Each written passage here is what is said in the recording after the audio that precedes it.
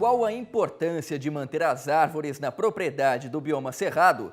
Existem leis que protegem a floresta nativa, mas é possível para o produtor conciliar lavoura com o respeito ao meio ambiente? Saiba agora como fazer isso na capacitação tecnológica.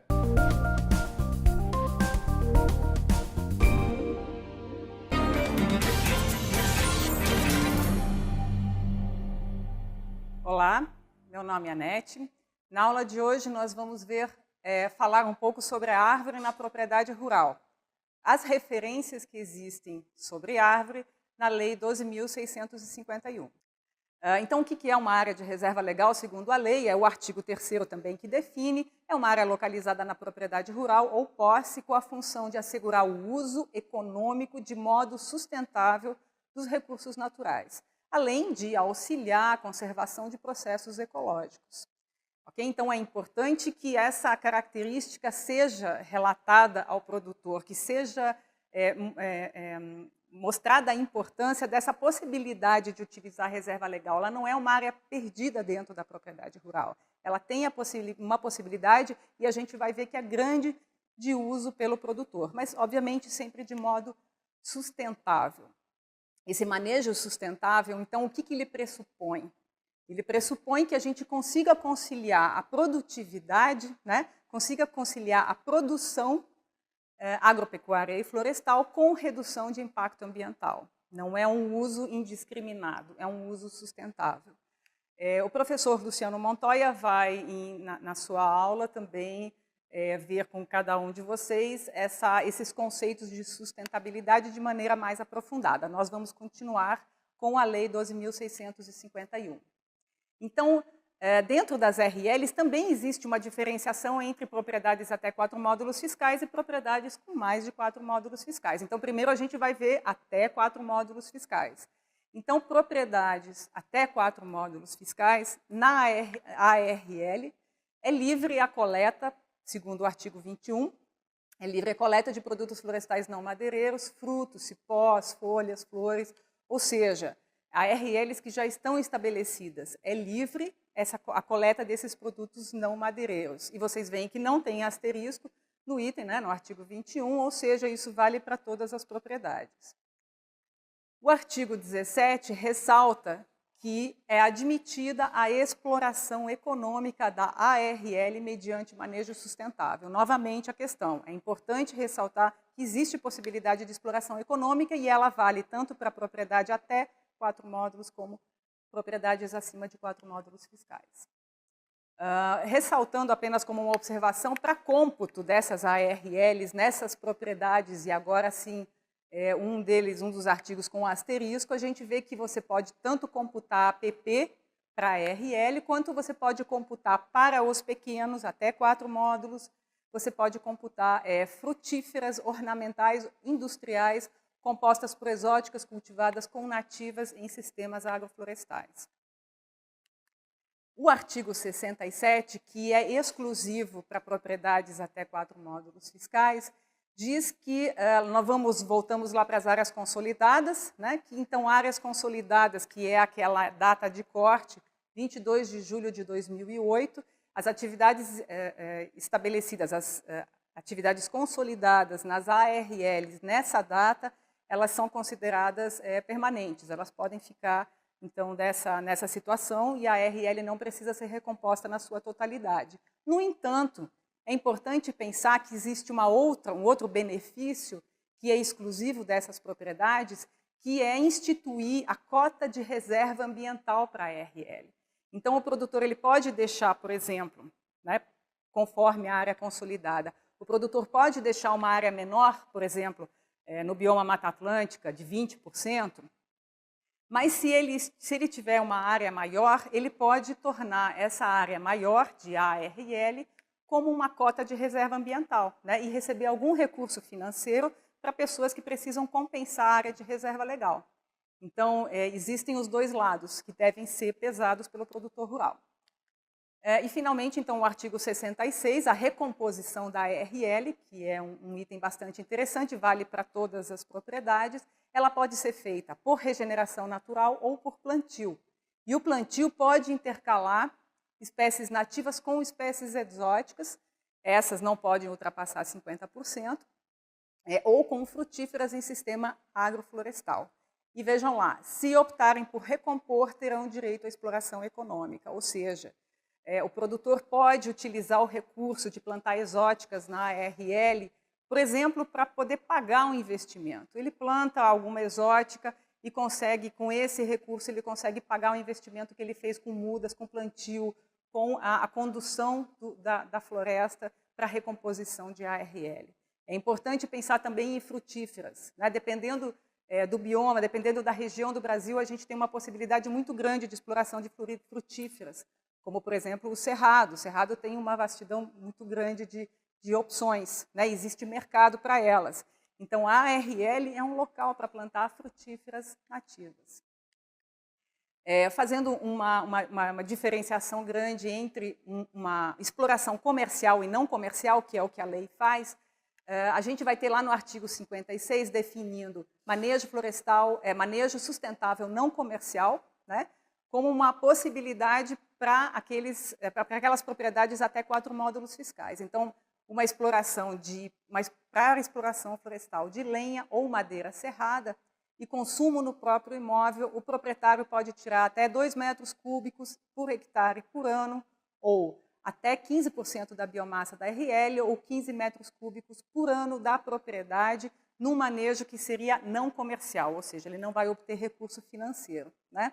E essa exploração florestal desse proprietário, ela é isenta de qualquer plano de manejo, ela só tem que ser declarada, certo? Então, aí abre-se uma possibilidade muito grande, né, de trabalhar, de pensar em plantar, inclusive, espécies nativas, né, apícolas, frutíferas, ornamentais, espécies para retirada de fibras, de óleos, de resinas, espécies para madeira serrada, para madeira roliça, para energia, que são recursos que a propriedade está constantemente demandando, né? Que o proprietário tem, geralmente, hoje em dia, o proprietário tem que comprar a seu moirão, o proprietário tem que comprar lenha, porque ele não pode mais tirar de maneira indiscriminada. Então, a ARL, essa recomposição da ARL é uma chance para fazer esse planejamento da propriedade. E se a gente pensar num manejo comercial para essas propriedades até 4 módulos fiscais? A gente tem no artigo 57 que diz que é necessário uma autorização do órgão ambiental para essas propriedades, mas lá no artigo 57, existem alguns critérios estabelecidos que essa autorização é simplificada, e realmente são 4 ou 5 itens que o produtor precisa preencher para constituir um plano de manejo simplificado.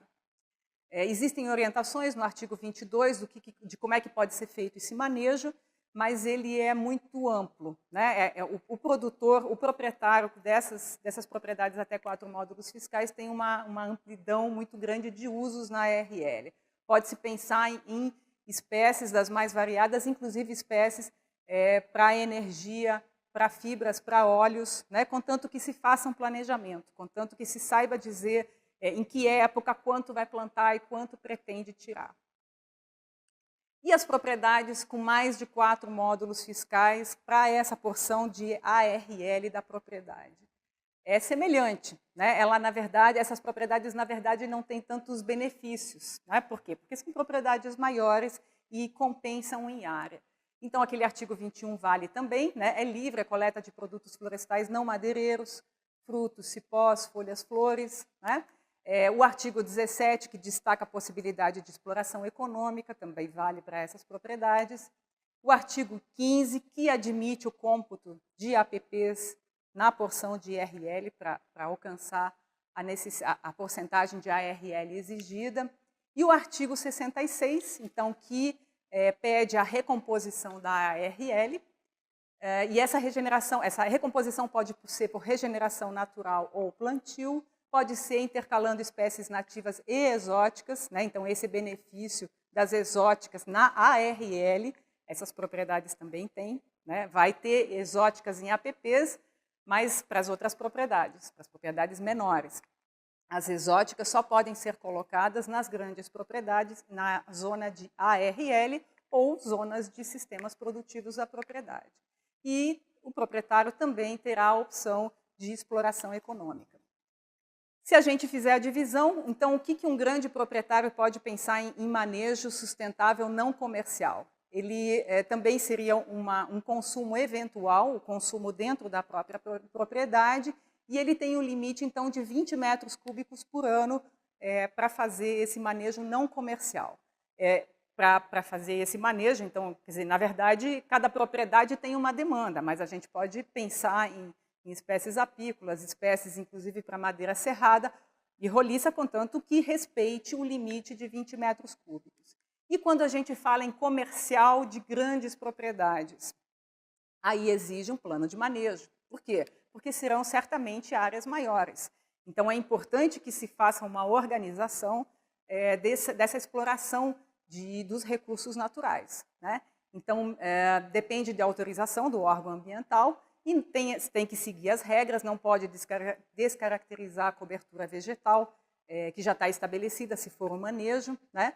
Mas pode existir uma exploração econômica se essas espécies forem plantadas. Então, no artigo 31, né, confirma o que a gente está falando, que a exploração florestal depende de um plano de manejo florestal sustentável. Mas a possibilidade de usos é muito variada, né? Principalmente quando a gente pensa em madeira serrada, madeira roliça para as grandes propriedades. E áreas de sistemas produtivos. Então, saímos das áreas mais restritivas, como a APP e a ARL um pouco mais generosa já quanto às possibilidades de uso, mas agora a gente tem, então, todo o leque, né, toda a amplidão de sistemas produtivos para plantar árvores. Sim, para plantar árvores também. Né? A árvore ela pode ser considerada como um setor importante, produtivo na propriedade, ao lado da pecuária e ao lado da agricultura. Então, em áreas de sistemas produtivos, áreas de sistemas agroflorestais, a gente tem o artigo 24, então, que fala manejo florestal fora de ARLs, aplica-se os artigos 21, 22 e 23. Quais são? Artigo 21 fala de que é livre a coleta de produtos florestais não madeireiros. O artigo 22 diz, com propósito comercial, tem aquela necessidade de plano de manejo. O artigo 23, sem propósito comercial, tem aquele limite. Na sequência, na Lei 12.651, tem o artigo 32, que fala de que são isentos de planos de manejo florestais o manejo e a exploração florestal de florestas plantadas localizadas fora de ARLs e de APPs. Então, esse artigo 32, ele, na minha opinião, ele conflita um pouco com a leitura do artigo 24, né? No mínimo, ele causa uma dúvida quanto à interpretação, mas é importante a gente ver essa possibilidade que a lei abriu. Florestas plantadas não exigem plano de manejo, né? E isso, inclusive, é um estímulo ao produtor para inserir o componente arbóreo na propriedade rural. Reforçando essa ideia, artigo 35, é livre a extração de lenha e demais produtos de florestas plantadas nas áreas não consideradas APP e ARL. O corte ou a exploração de espécies nativas plantadas em áreas de sistemas produtivos serão permitidas independentes de autorização. Apenas cadastro e declaração de corte para controle de origem. Ou seja, se eu plantar uma espécie nativa na minha propriedade, eu preciso dizer que eu estou cortando, eu plantei e depois vou cortar em 10 anos, em 15 anos, para que quando o caminhão que sai com as madeiras, com as toras ou com as tábuas da minha propriedade, se ela for parada, né, eu preciso saber de onde está vindo essa madeira. Mas isso é um estímulo, né? O proprietário pode fazer o plantio de florestas nativas de alguma espécie nativa de interesse. Por exemplo, temos fruteiras. Fruteiras você pode colher frutos no bioma cerrado, por exemplo, existe o baru, né? A gente tem a possibilidade de colher frutos por muitos anos, né? As castanhas, e depois a madeira é muito útil ainda, você pode utilizar a madeira depois de alguns anos. Então, como o baru é simplesmente um exemplo, mas nesse Brasil a gente tem milhares de espécies que podem ser, ao longo do tempo, utilizadas pelo proprietário na propriedade e render um bom dinheiro. Basta um planejamento, né? Para isso basta um planejamento.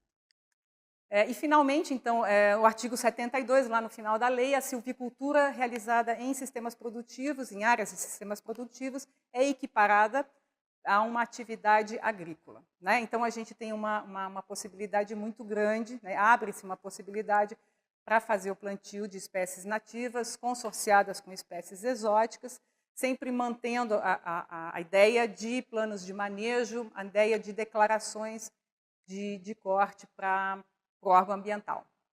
Áreas de uso restrito são as últimas. Por que dar destaque para as áreas de uso restrito? Bem, simplesmente porque o artigo 10 fala de um bioma inteiro, né? O artigo 10 fala dos pantanais e planícies pantaneiras. Então, nessa lei, todos os plantios que a gente pode imaginar, as atividades num bioma amplo, como o Pantanal, onde existem sistemas produtivos estabelecidos, existem muitas pessoas morando e que dependem dos recursos naturais, eles têm, então, agora a necessidade de regulamentar as atividades, né? de ajustar as atividades dentro do bioma para que respeite a lei, para que esteja de acordo com a lei. E o artigo 11, que fala das outras áreas de uso restrito, entre 25 e 45 graus, dizendo que é permitido o manejo florestal sustentável e atividades agro-silvopastorias. Então, nessas ambas as áreas, obviamente no bioma pantanal de maneira muito mais ampla, né, com um leque muito maior de possibilidades, a gente pode pensar em espécies com múltiplos usos, como madeira serrada, madeira roliça, espécies apícolas, frutíferas, espécies para retirada de resina e os usos já tradicionais do bioma. Então, resumindo, o que a gente pode pensar junto dessa aula? Ela é um pouco cansativa porque a gente está falando de lei, né? É texto, é difícil exemplificar com fotos, mas é importante que a gente saia dessa aula com algumas ideias mais claras sobre essa nova lei. Obviamente, é uma lei federal, os estados, por sua vez, vão trabalhar essas questões estaduais, né, em organizações no estado. É importante que as pessoas também se informem dessas leis estaduais, mas dessa lei 12.651, a gente pode pensar, então, que a árvore, pela lei, ela foi bastante valorizada, né, e o seu plantio é estimulado. Existem diferenças importantes entre árvores para preservação e árvores para conservação, de uso indireto, digamos assim, ou sem uso pelo homem, e as árvores para conservação com uso pelo homem. A importância das árvores, tanto nativas quanto exóticas, dentro da propriedade rural e dentro das entidades jurídicas, né, que é a APP, a ARL e áreas de sistemas produtivos. Importante lembrar também que existem importantes diferenças entre propriedades até 4 módulos fiscais e propriedades com mais de 4 módulos fiscais. Entender, saber qual é o módulo fiscal da sua região e se enquadrar, né, e poder trabalhar de maneira coerente à lei. Então, para propriedades até 4 módulos fiscais, as possibilidades são muito amplas de uso da árvore, sempre de modo sustentável, né, tanto em APP, ARL como em sistema produtivo, mas a variedade é muito mais ampla. E nas propriedades maiores, as possibilidades são um pouco menores, se a gente pensar, por exemplo, em áreas de preservação permanente, mas isso se compensa pela área que uma propriedade maior tem. E é imprescindível, né, como último item, a regularização da propriedade rural. É imprescindível que o produtor faça o registro para poder usufruir de todos os benefícios que essa nova lei lhe oferece. Muito obrigada e até a próxima aula.